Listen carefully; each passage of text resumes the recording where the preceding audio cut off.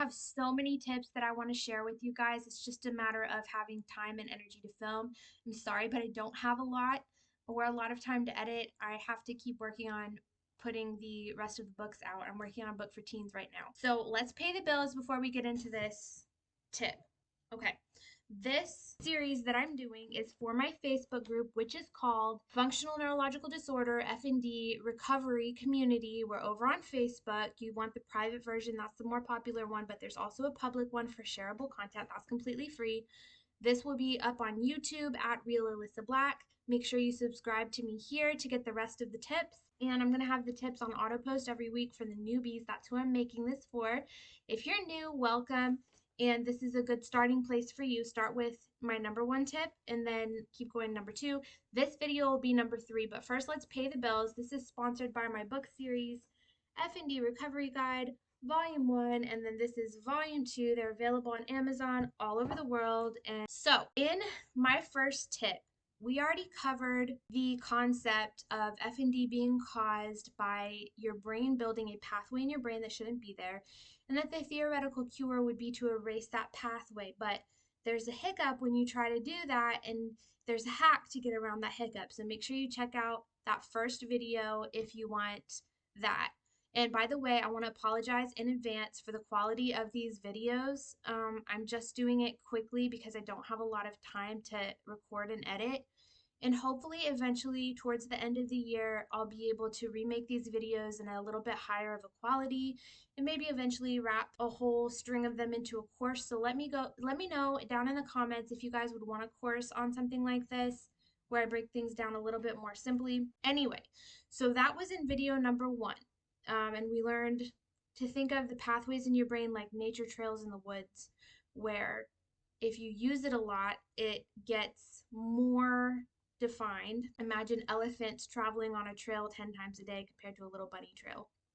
And the way to erase it is just to not use it. Well, in tip number 2, we talked about your reserve energy tank, and that is very important. I tended to have more symptoms when I was more drained, and it could show up like days, maybe even weeks later, like a lot longer than you would think as a normal, healthy person. But today, I'm going to throw some more things out there for you to think about. I want you to think about FND and healing it in terms of blood flow, like interrupted blood flow, and neuroinflammation. So, blood flow and inflammation. After one of my earlier videos, I had a comment from somebody who had a case that presented a little bit differently than mine. And of course, I can only speak from my own experience and what I've researched, and I have about 725 sources in my 2 bibliographies combined. So I have like pulled a fair bit of research, but of course, I'm not a doctor, I'm a teacher. I have a master's degree in education. So I can teach you stuff, but obviously I don't know everything. I'm kind of like the last stop that people come to after they've already gone to their doctors and their doctors haven't been able to give them enough help. So, but my thoughts for this gentleman are blood flow and neuroinflammation, and especially blood flow. What I noticed is that I would instinctively, when I was having trouble with FND, and by the way, those of you who know me know that I had a really severe case. It was horrible. I had to move in with my parents in my 30s. And if you want all the details of that, go to another video. This is for our third tip, but back to blood flow. So I would instinctively kneel in child's pose. They call it in yoga, it's called child's pose. You kneel on your knees and you put your head down below your heart. And I would notice that as I allowed my head to be below my heart, the blood flow would return to my head and I would start to feel better. Or another version of that I would do is just lay down on my back. And again, although it's not like my head's really below my heart, kind of I would get blood flow to the back of my head. But in video 1, we talked about the prefrontal cortex being right here, and that's the part that goes offline when you're a lot of times when you're triggered into fight or flight because you're overactive amygdala and you're having a lot of FND symptoms that you can't control. So, of course, you want to bring that back online. And so, having extra blood flow to the forehead by kneeling down in child's pose was just instinctual and it seemed to really help. And I'm going to read some from the book so we can talk about types of blood flow problems. I'm not going to talk a lot about neuroinflammation. But I want you to think about your body as in a normal healthy body as messages and fluids and signals being sent from one place to another at all times of day and night. And what are the things that would gum up the works and make those messages maybe not get through very well, that things that might cause damage? So, one of the first layers of defense might be to cleanse out any parasites that you have, or any, I'm thinking about heavy metal detox, might be wise.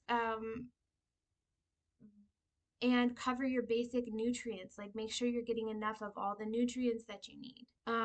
Fish oil, a good multivitamin, all the normal stuff. Another thing you want to be thinking about is lymph flow. Lymph is different than blood. Lymph lives in the area between your cells, and it's where your body sends out the trash. We can talk about that more in another video. But for this, so these are all the things you should be thinking of. Think of all the things that would gum up the works there and try to clear it out and make it function more optimally. But for this video, I want to talk about blood flow. Now, this is just me speaking from my own experience, my own intuition, things that I suspect. Let me see if I can find it here. Yes, I'll just read it to you. And we're in chapter 3.3, spots on my brain. This is volume 2, by the way. In volume 1, I left you on a cliffhanger. What had I discovered in my medical records? Well, here it is. 2 years after my initial decline, I had finally regained enough cognitive function to do some research. That's when I made a discovery that shook me to my core. Buried in my emergency room medical records, my MRI results showed spots on my brain. Actual physical spots on my brain. How they slipped that one past me, I don't know. Had they even mentioned it? I didn't think so. I would have remembered, and this discovery changed everything. Until that moment, I had to defer to my provider, who clung to the idea that FND was purely a functional issue, a glitch in my brain's software with no physical damage to the hardware. But now I had actual physical evidence that something wasn't right. I dove into the research, determined to understand what these spots could mean. I found 3 possible explanations, and none of them were good. One theory that still stands out in my mind, and I think it's the most likely culprit, is ischemia, restricted blood flow leading to potential brain damage. A new path forward. This discovery led me down an entirely new path, one driven by instinct, curiosity, and a refusal to accept easy answers.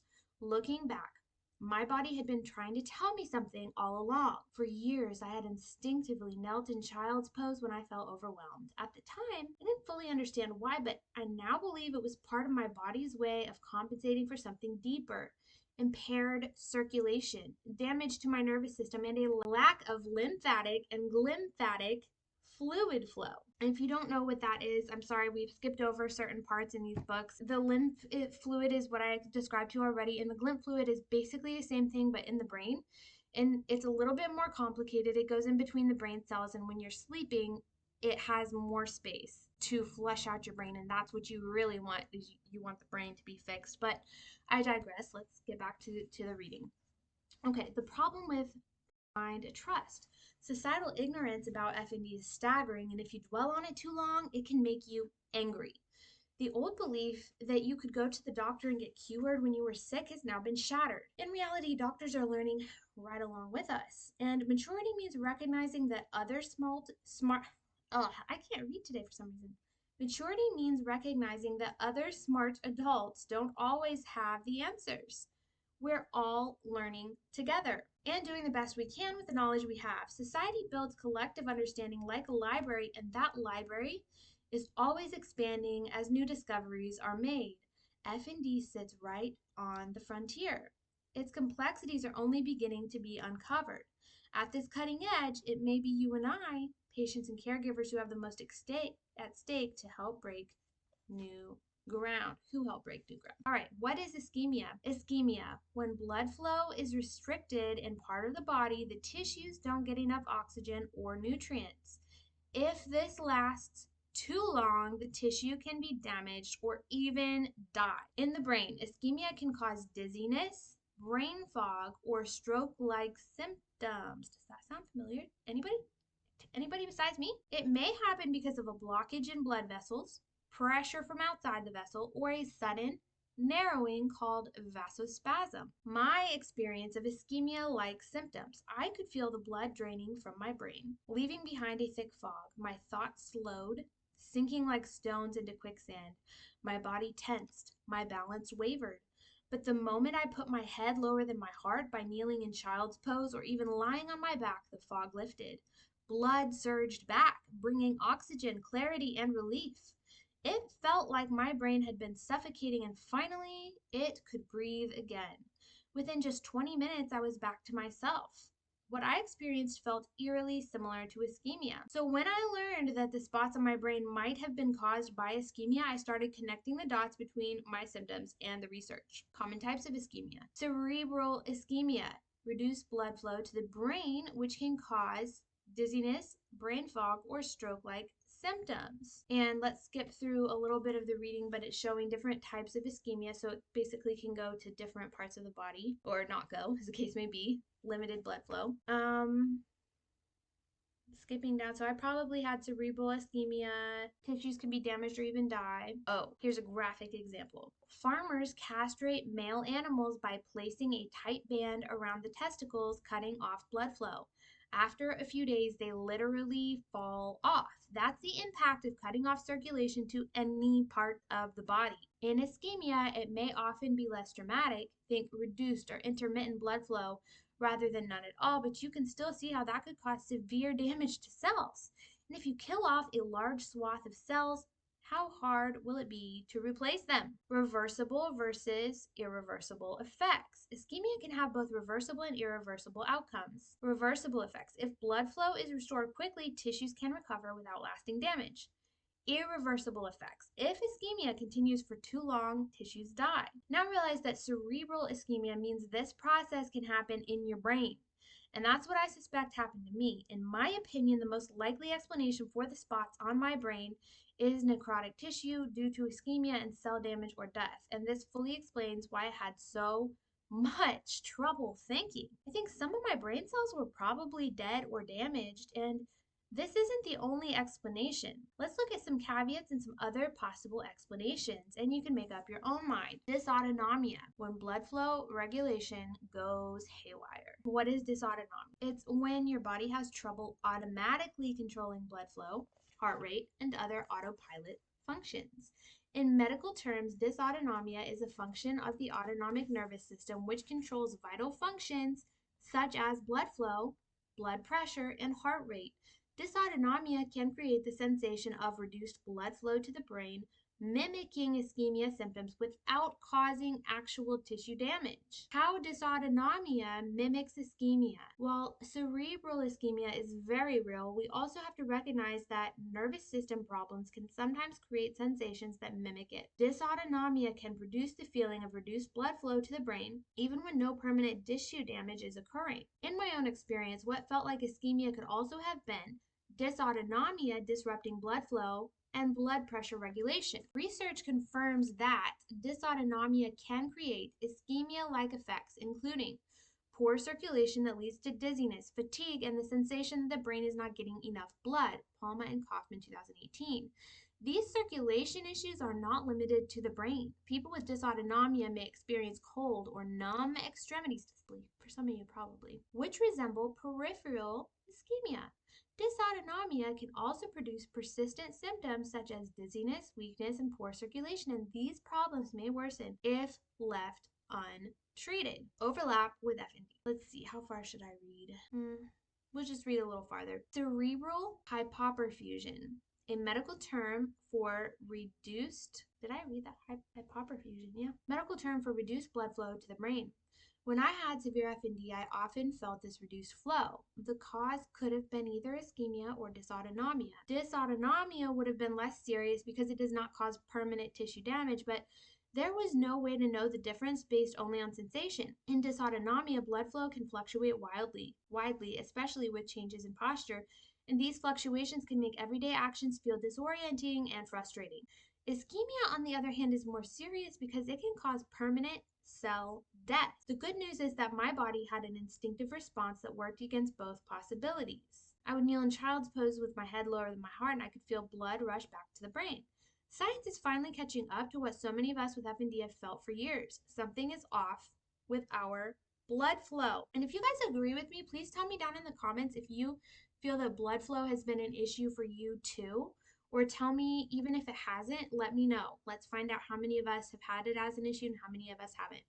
Researchers are uncovering evidence of autonomic nervous system dysregulation in FND patients, which likely disrupts circulation and contributes to dizziness, brain fog, and crushing fatigue. Paredes, Echeverretti et al., 2022, drain it all. In my opinion, at least part of FND might be somewhat like mini strokes, where parts of the brain don't get enough blood, but the damage isn't as obvious or doesn't fit traditional stroke classifications. This could explain why symptoms feel so real and disruptive even when medical scans come back normal. I discovered part of my cure instinctively and later learned it aligned with scientific studies. And then I mentioned child's pose again. My brain was finally getting the oxygen it desperately needed. And this phenomenon is not unique to FND. Similar signs of cerebral hypoperfusion have been observed in chronic fatigue syndrome and postural orthostatic tachycardia syndrome. That's CFS and POTS, both of which share overlapping symptoms with FND. And then there's all the sources listed there and shared symptoms between ischemia and dysautonomia and treatments.